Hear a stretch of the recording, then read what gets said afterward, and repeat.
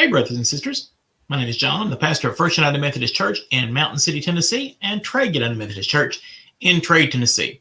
I want to welcome you to our Wednesday Ephphatha Bible study for Wednesday, the 16th of September. It's a beautiful day here in Mountain City. The air is cooler and clearer, and that's a very good thing. We do want to be in prayer for and remember our folks down south who are being affected by Hurricane Sally, and everybody on the entire West Coast who are being impacted by the wildfires. It's a beautiful day here, but other folks are having bad days elsewhere. So God bless them. I want to share a mug with you today. This is from the Iditarod 2019. It's got a really cool graphic of a husky on the other side. Yeah, there we go. We were at the Iditarod Museum last summer as part of a mission trip. It's in just blank Wasilla. It's in Wasilla, Alaska. Good gravy. Couldn't think of the name of that. Really neat place. A lot of folks don't like the Iditarod. They think it's bad for the dogs. I've got to meet some mushers and see some actual sled dog teams, and those dogs, they're doing what they love. They love to run, and it's really a matter of getting them to stop rather than making them run. And the bond between a team and the musher is just really amazing. Those are they are pampered athletes, animal athletes. So it's not a bad thing. And the dogs are amazing. But anyway, that was a good trip overall. Enjoyed visiting the museums and learned a lot, and that was cool. All right, so today we're looking at the reconciliation of Joseph with his brothers and the reunion with his father. And that takes place in Genesis 42 through 46. It's a rather long, drawn-out process. And I feel like I have to confess some sort of deep, dark secret to you that I really don't like this. I don't much care for this at all. There's some game playing and some things that really aren't cool going on. And so I don't really know what to make of it. I can imagine if I were left for dead then sold as a slave by my brothers, I might have some issues too. So we'll just see how it goes. So I'm trying to keep an open mind, and I encourage you to do the same. But this process of back and forth and stuff takes place, like I said, over the course of four chapters and maybe a touch more. And well, anyway, it's a bit distasteful. As a quick recap, remember that Joseph his brothers were jealous. These are the sons of Jacob / Israel. Remember, these will be part of the founders of the later 12 tribes of Israel, these sons that we're talking about, these brothers. And so Joseph is sold into slavery in Egypt, where he manages to stay faithful to God, and God blesses him, and he overcomes his adversity and is put in charge of basically all of Egypt. And during a famine, Israel sends the brothers into Egypt to buy food. Joseph recognizes them, but they don't recognize him because he's in power. He's dressed up like an Egyptian. I'm sure he looks different than the last time they saw him. And so he accuses them of being spies. And basically, in the tail end of chapter 42, he keeps one of them. He grabs Simeon and throws him back in prison, and sends the others away with grain, what they come for, with the food for the extended family. Keeps one brother in prison and tells him to come back with the youngest brother, or he'll keep the other brother, keep Simeon there in prison forever.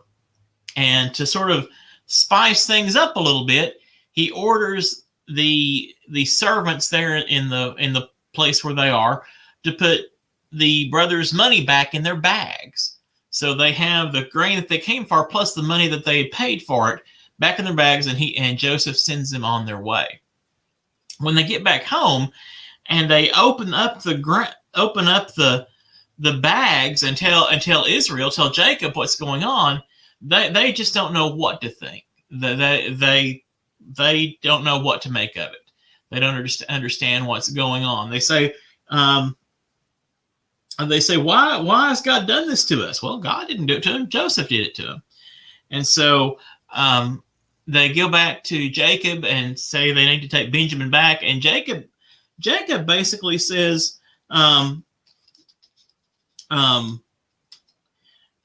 Jacob basically says, well, I don't have any son. I mean, this is my last son. I love him. And he's talking to his other sons when he says this. So there's a real marked difference in the way they're being treated. So the older brothers may have some reason for resentment. I think brothers and sisters, that we sometimes read Scripture expecting there to be these paragons of virtue, these folks who never do anything wrong, never have an impure thought or a wrong motive or things like that. And well, it just ain't so. Scripture is filled to the brim with folks who are just like me and you in all of our virtues and in all of our vices. And I guess the ongoing story here in Scripture is that God uses us, often in spite of ourselves, to accomplish his purposes. So Jacob is saying he can't bear to send his youngest son. It will kill him. He'll take his gray hairs down into Sheol, down into the grave, if Benjamin is taken away, since Joseph, his other beloved son, is already gone. Apparently he only has 2 beloved sons out of the 12. But anyway, so the famine continues, and they run out of food. They went to buy in Egypt, and so time has passed. They've eaten the food, so I don't know how long it took, but time has passed, and they're again getting into be a bad situation. The famine is not relenting; the conditions are not getting better, and so they have to revisit this. And Jacob says, "Okay, go buy more grain," and the brothers say, "No, we can't." The guy in charge, the official, who was Joseph, said, "We've got to bring our youngest brother with us, or they won't sell us anything." Apparently, they had just written off Simeon, who's been in prison in Egypt this whole time. And so finally, Judah says, look, I'll treat him as my own. I'll leave my 2 sons, Jacob's grandsons, as hostages, basically, that I'll bring Benjamin back to you. Man, this is a messed up family. It really is. And if God can use this messed up family, he can use me and you, brothers and sisters. I guess maybe that's the encouraging word out of all of this. So anyway, so they take, and Jacob does say, okay, take the original gold. Apparently they kept it. That's good. And take gold to buy more grain. So double the gold, and gifts on top of that, kind of sweeten the situation. Probably a smart move. And so the brothers take Benjamin. Jacob agrees to let Judah take Benjamin with him, so the Egyptian Joseph can see him, and off they go. And so they get back to Egypt, and they see Joseph again, and they don't recognize him. And Joseph is working hard to control himself. He has to leave the room at least once, I think once or twice, to go and weep. He is overcome by seeing them, and so he invites them to lunch. He tells the steward to go prepare a fatted calf, prepare a good lunch, and that they're going to have lunch together. And the brothers just don't know what to make of it. They really don't. And so, and the brothers, they give the original gold and this gold and the gifts to Joseph. And so they have a meal together, and everything appears to be going fine. They have a good meal together. They get merry with wine, as Scripture says. So things are going well. And so they load up their donkeys with the grain that they've purchased to head back to Canaan, where Jacob is. And Joseph again tells the servants to put all the gold back. And moreover, here's my silver cup. Put it in that bag there.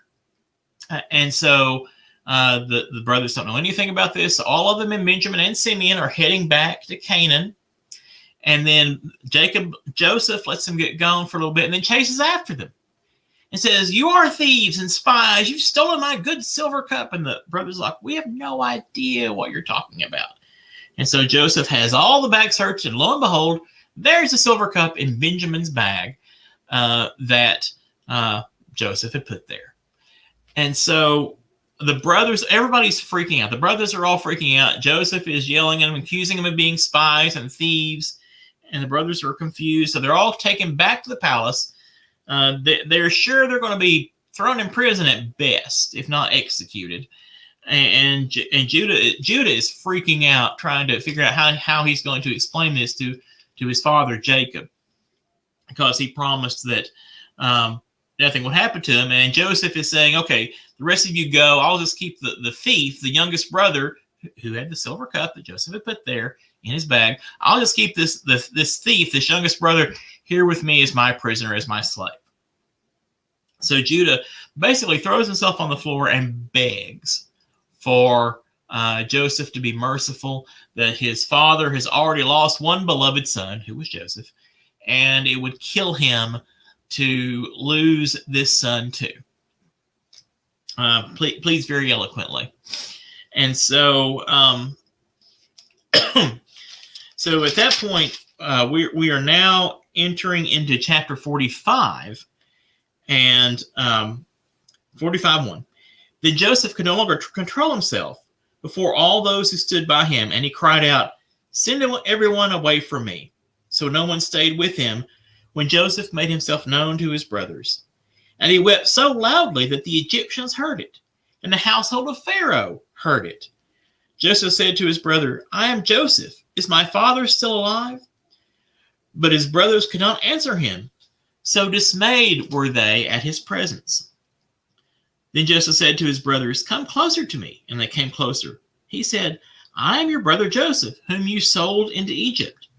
Now do not be distressed or be angry with yourselves because you sold me here, for God sent me before you to preserve life.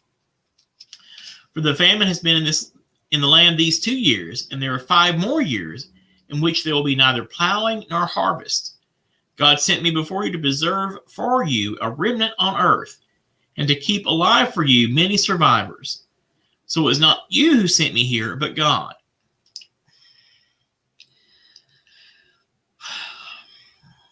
I'm going to argue with Joseph a little bit.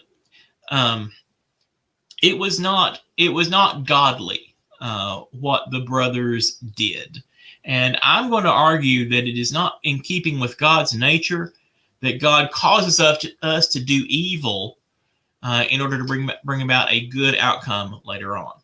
That is not in keeping with God's nature for us to make us do evil. However, our God is very capable of bringing good out of evil. Witness the cross and witness this. So the brothers have the guilt. I'm sure they have apparently repented. They're heartily sorry for what they've done. But what they did was evil, and God used that to bring good. God saw it coming.